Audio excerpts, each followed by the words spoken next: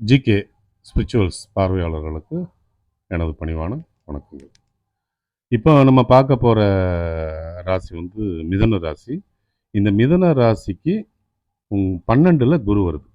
அப்போ அந்த 12ல் வந்த குரு என்ன அதுக்கு பரிகாரம் தேவையான டெஃபினட்டாக தேவை.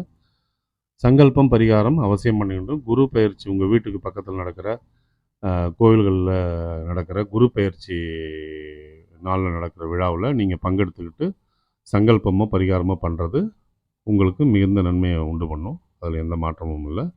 அது மட்டும் இல்லாமல் இந்த வருடத்துக்குரிய பலன்கள், இந்த வருடத்துக்கு போக வேண்டிய கோயில்கள் வரிசையில் திருசக்தி முற்றம், அதாவது கும்பகோணம் பக்கத்தில் இருக்கிறது திருசக்தி முத்தம் அல்லது இப்போ முற்றம்னு சொல்லப்படுது. திருசக்தி முற்றம் இந்த கோவிலுக்கு போயிட்டு சிவக்குழுந்தீஸ்வரர் ஆலயம் அது. அங்கே போயிட்டு அந்த கோவிலில் பண்ணக்கூடிய வழிபாட்டு முறைகளை மேற்கொள்கிறது நல்லது. அந்த கோவிலில் நீங்கள் வந்து ஃபோன் பண்ணி விசாரிச்சுட்டு நீங்கள் வந்து போகலாம். அது போகிறது ரொம்ப விசேஷம்.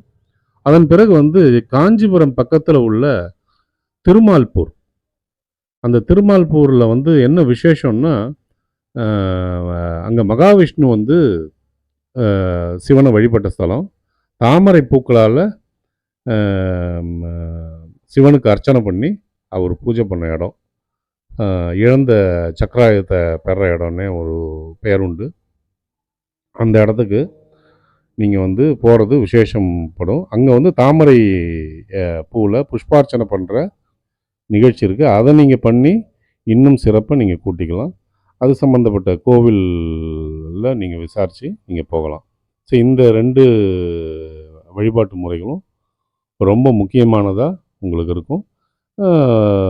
திருப்பாம்பரம் நீங்கள் போயிட்டு வர்றது அல்லது சென்னையில் உள்ள இது கும்பகோணத்துக்கு பக்கத்தில் இருக்கிற நாகேஸ்வரர் கோயிலுக்கு போயிட்டு வர்றதும், திருநாகேஸ்வரம் போயிட்டு வர்றதும், கீழ்பெரும்பள்ளம் போயிட்டு வர்றதும், இங்கே சென்னையில் குன்றத்தூர் நாகேஸ்வரர் அல்லது கிருகம்பக்கத்தில் உள்ள சிவன் கோயிலுக்கு போயிட்டு வர்றதும் உங்களுக்கு விசேஷங்களை கொடுக்கும்.